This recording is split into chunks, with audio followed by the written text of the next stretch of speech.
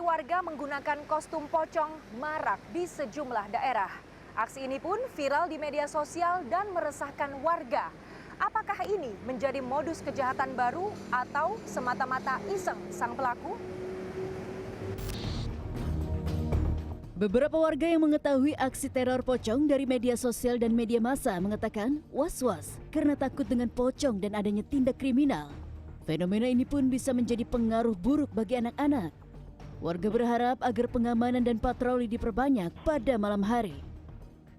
Udah paham gitu lah kalau misalnya itu hoax atau gimana. Takutnya orang-orang yang ada masalah dengan jantungnya atau apanya beneran yang kaget dan bisa mungkin langsung meninggal ya parahnya kayak gitu. Sangat meresahkan. Ya, sebaiknya bolehlah dipertimbangkan lagi kalau mau ngeprank atau niatnya usil. Soalnya kan ujung-ujungnya nanti yang tindak kriminal juga memanfaatkan momentum ini gitu. Malah meresahkan sampai itu kayak dimanfaatkan buat oknum orang-orang dewasa yang kayak gitu.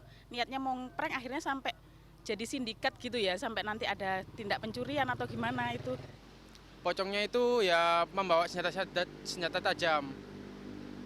Itu buat nakut-nakutin gitu, kadang ada yang nyegat gitu, kadang ada yang cuma nakut-nakutin aja. Sebagai siswi SMK, tentunya juga kita sebenarnya tidak perlu melakukan hal tersebut. Karena menurut saya sendiri itu adalah hal yang sangat membawa dampak negatif bagi warga di Indonesia sendiri.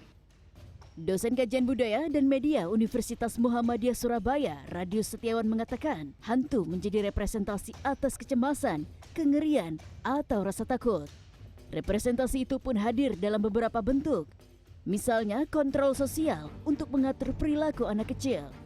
Dalam perkembangannya, hantu bisa dijadikan sebagai bahan candaan atau prank yang strategis karena menimbulkan keterkejutan.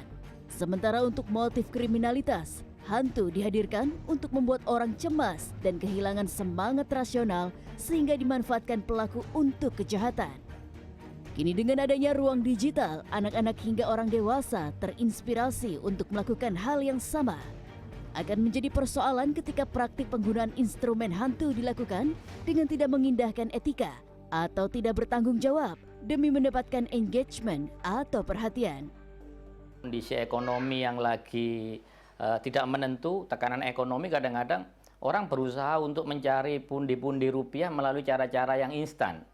Cara-cara yang cenderung irasional, cara-cara yang nggak bertanggung jawab, bahkan cara-cara kriminal. Saya kira itu salah satu faktor sehingga cara itu dilakukan karena dianggap dengan melakukan cara itu dia akan mendapat keuntungan.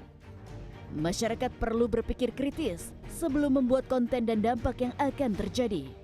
Aspek pembinaan untuk anak-anak juga harus dilakukan dan penegakan hukum untuk pelaku dewasa. Kanzata Marindora, Andreas Wicaksono, Surabaya, Jawa Timur.